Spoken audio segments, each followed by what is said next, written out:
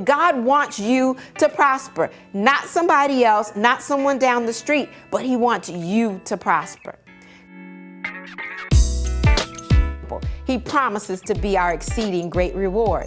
God has a great plan for you. 3 John, verse 2, it says, "Beloved, I wish above all things that you prosper and be in good health, even as your soul prospers."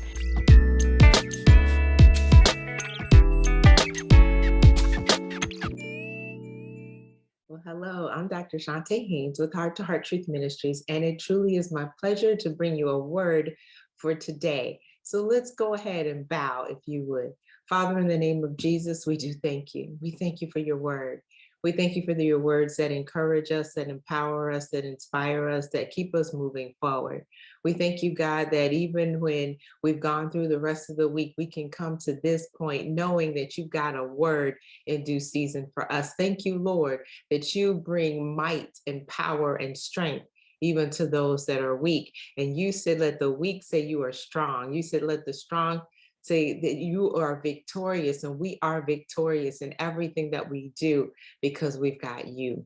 So we thank you for your word today that's going to empower and enlighten and inspire us to do even more for the kingdom. Thank you, God, for what you have been entrusted into each and every one of these treasured vessels. We'll bless you always. We'll honor you always. In Jesus' name we do pray and give you thanks. Amen. Amen. Well, I've got a word for you today because I needed a word. And when I needed a word and I got a new word, I wanted to make sure I shared that word with you. Well, I've got a couple of passages of scripture for you today, but the title today is A Word in Season. A Word in Season. And I'm going to be honest with you. I started off with Proverbs, the 15th chapter, and the 23rd verse is what was in my spirit to speak to you today. And the Bible says, "A man hath joy by the answer of his mouth." That's the first part. "And a word spoken in due season. How good is it?" How good it is, or how good is it? And I was on that second part, a word spoken in due season, in a right now season. How good is it?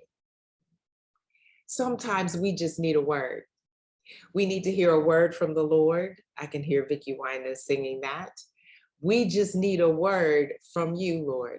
Not a word from what man's traditions or man's perception or man's expectations or even man's preferences are.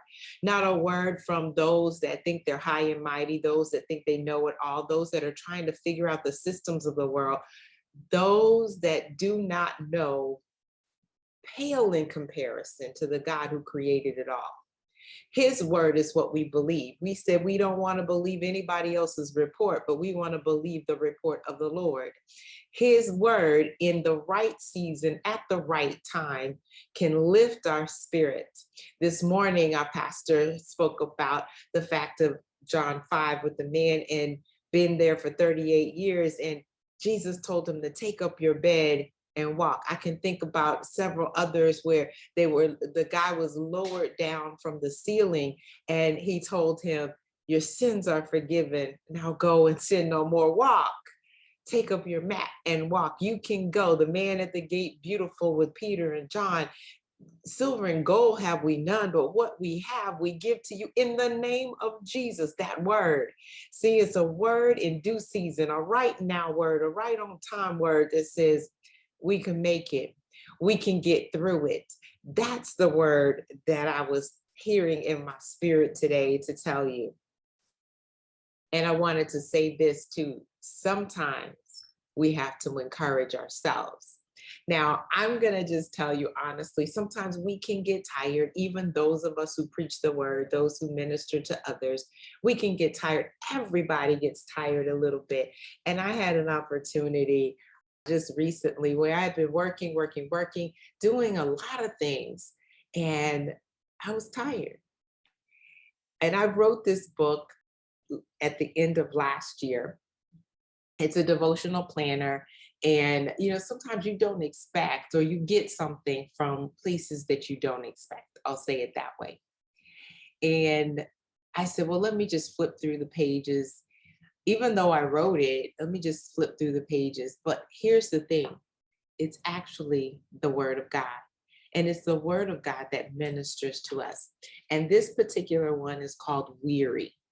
And the passage is from Matthew, the 11th chapter, and the 28th verse. It says, "Come unto me, all ye that labor and are heavy laden, and I will give you rest." That's kind of where I was. He tells us to take his yoke upon us and learn of him, for his yoke is easy and his burden is light. Well, this is what is written. It says, "Some days, sis, we are just tired. Tired of fighting, tired of trying, tired of cleaning, tired of helping, tired of, you name it, and you know it well." I can hear Precious Lord playing in the background. "Lord, you know I'm weak and you know I'm worn." And I kind of stopped there for a moment and I could just hear Precious Lord and I started singing it. But it continues on to say, Jesus tells us to come to him when we feel this way. But do we? Do you bring him all your burdens and leave them? Do you reserve some areas that you can, quote, fix? Like the little girl learning to tie her shoe, do you say, "I do it myself"? Is that why you are weary today? We can only do so much with human effort. Frustration and weariness rear their ugly heads when we push, force, and try to shove to get something done. All of our human effort in trying to open doors can leave us exhausted. That superwoman cape needs to go to the cleaners and be left there. This is the time to lean on God's grace. See, grace is that super added to your natural. It's God showing up to open doors you didn't even know existed. It's the miracle you've been waiting for and the rest to go along with it. God adds grace to your account when you get beyond yourself and allow him to lead. Maybe it's time to let go of the wheel and let Jesus drive this one. Be encouraged, my sister. God's arms aren't too short to reach you, and his ear is always listening. Try a little talk right now. Tell him what's on your heart and what you are struggling with. Then ask for help. As night falls, lay down knowing that God has it covered and he will give you sweet sleep. There is no point in both you and God working. And that was the devotion that I got, and it ministered to me because it wasn't my word that was ministering. It was God's word that was saying, "Come unto me, all you that labor and are heavy laden." See, a word in due season, it is really good and it is really sweet. But I didn't stop there for this week. I wanted you to also go to Proverbs, the 16th chapter, and really the 24th verse. It says, "Pleasant words are a honeycomb, sweet to the soul and healing to the bones." Well, guess what? It does require a wise heart. So I want you to back up to verse 21, and then go all the way to verse 33, because there's a contrast that shows up there. You see, in Proverbs, the 16th chapter and the 24th verse, we talk about the sweetness and the healing virtue of our words. If it's God's word, it's going to heal our hearts. It's going to heal our souls. It's going to allow us to have eternal life as well as an abundant life. If it's words coming out of our mouth, it should add healing and edification to the listener. It should be that sweet word, especially if it's God's word, that is a balm in Gilead, if you would. It's a balm that covers and soothes and gets us to move forward, not stay stuck, but move forward into what God has ultimately planned for us. It's that vision. See, it talks about wise and pleasant words in the 21st through the 33rd verse. It talks about wise and pleasant words. They're edifying, they're sweet, and they are healing. But then it also contrasts with the slanderous or painful words that are given by others, or also those that are in conflict or sow discord. Those words, he says, that characterizes a person that is worthless and contrary. And we really don't want to be that. So when we talk about the words that bring edification, a word in due season, I have to go to the true word. You see in 2 Timothy chapter number 4, verse 2, the Bible records as Paul says to Timothy, Preach the word.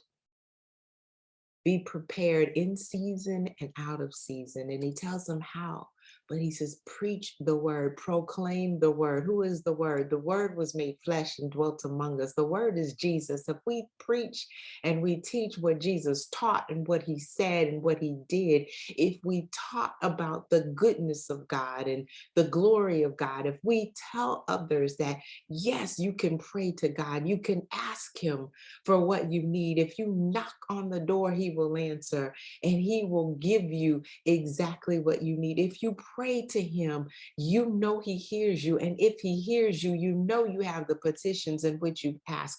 If you come close to him, if you submit unto him, you can ask what you will because your desires are now connected with the desires of his heart.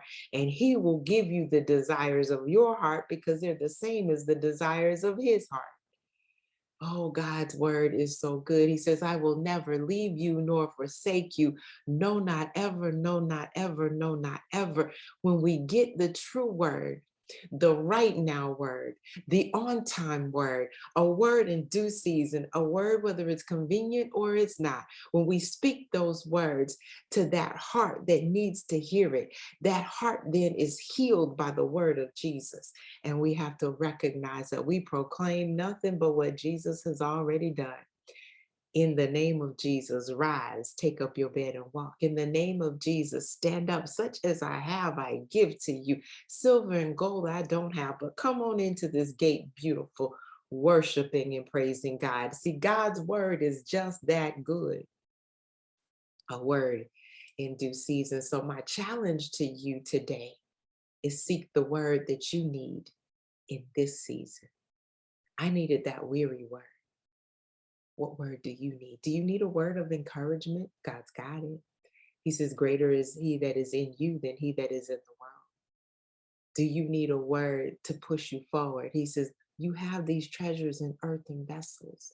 He says, eye has not seen and ear has not heard, neither has it entered into the heart of man, the things that he has planned for you. You know it this way, Jeremiah 29:11, that says, I know the plans that I have for you. They're for good and not for evil. I'm going to give you a hope and expected end. See, God's word, we need to then go from our head to our heart. And when it's illumined in our heart, we need to walk that thing out because he is so good. So no matter where you find yourself today, if you've been rejected by others, say, but that's not what God's word says about me. He says that I'm the apple of his eye. He said that he does not make any junk. And what he has created in me is not just for me, but it's there to influence and impact somebody else for the kingdom. Because he told me to let my light so shine before men that they might see my good works, but glorify him. That's the word in due season. If you find yourself in the hospital today and you feel like your body is not restored, he said healing virtue flows through him. All you got to do is but ask. If you find yourself needing to be healed, if you're hurting physically, mentally, emotionally, or even spiritually, he says, come unto me, all ye that labor and are heavy laden, and I will give you rest. Believe my report. That's the one that you need to believe. You need to be restored. You need to be healed. I've got it in my hands.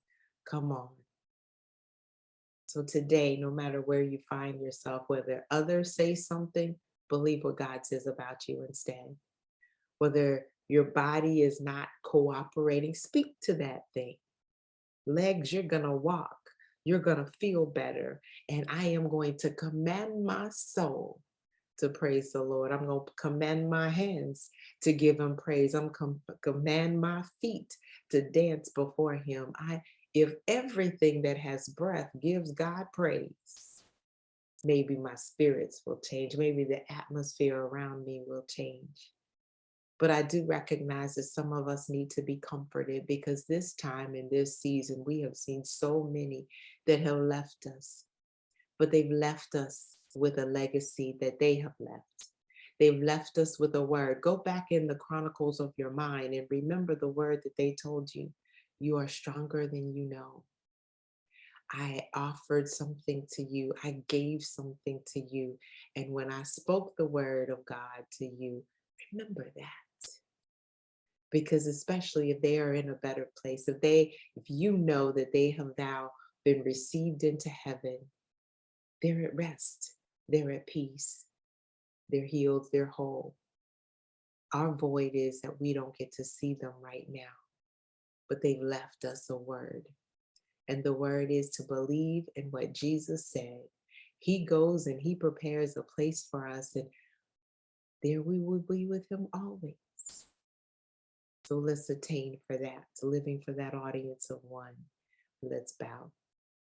Heavenly Father, we do come before you, thanking you and praising you for your words that are truly in due season. For Genesis to Revelation, we recognize, oh God, that you speak to us in the creation of everything, that there is nothing that you cannot create from the very beginning. And in the end, when all is said and done, you give us a new Jerusalem and you make it all sweet. And all in between, God, from Job to Mary, to Martha, to Peter, to John, you have always told us that we are yours and you desire a relationship with us. Oh God, you have spoken through the major prophets and the minor prophets. You've spoken through Paul. You've spoken through so many to remind us of your word. Your word is true. But the best word that you've ever given us is the fact that you sent Jesus, the word made flesh, to be the embodiment of who you are, to show us your character, to show us how we should think, to show us what we should do, and how we should treat others, and how we should have relationship with you. So we come, Lord. We come praying, asking for a deeper and personal relationship. We come asking that our desires line up with yours. We come, God, asking for you to show us how we need to treat our brothers and our sisters in Christ, asking us what it is that you would have for us to do, because you told us to do business until you return. We come, God, seeking your word in this season at this time. It doesn't have to be convenient for us to hear, God, but we just want to hear from you. Speak, Lord. We listen. Speak to us, God, through your word. Let the pages not only turn, let it not only be in black and white, but God, we need the stereophonic sound and we need the color. Let us feel what you felt. Show us your glory. Show us that you're speaking to us, oh God. Encourage our souls with your word. We'll be so careful to give you all the praise and all the glory. For it truly is in Jesus' name that we do pray and give you thanks. Amen. Amen. Well, it truly has been my pleasure. I'm Dr. Chonta Haynes with Heart Truth Ministries. Go ahead, subscribe, like, and share. Don't miss another word. You never know, it might be the word that you needed for this week. And if you are blessed by this, go ahead and put a comment as well and share it with someone else. Our goal is to be able to disseminate this information to help you put feet to your faith so that you can walk victoriously. Don't forget to listen to the podcast or see the YouTube again for the short messages, those little clips at 5 minutes that are going to tell you how you can put feet to your faith and walk victoriously based on this word today. You've got to get that application so that you can move forward. It truly has been my pleasure. Have an absolutely fantastic rest of your day.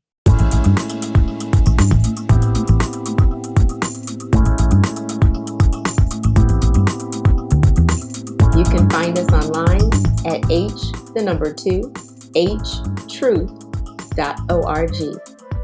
At Heart to Heart Truth Ministries, we're helping believers live an abundant life based on God's word, standing on his promises, walking out his principles, sharing with God's people, serving as unto the Lord.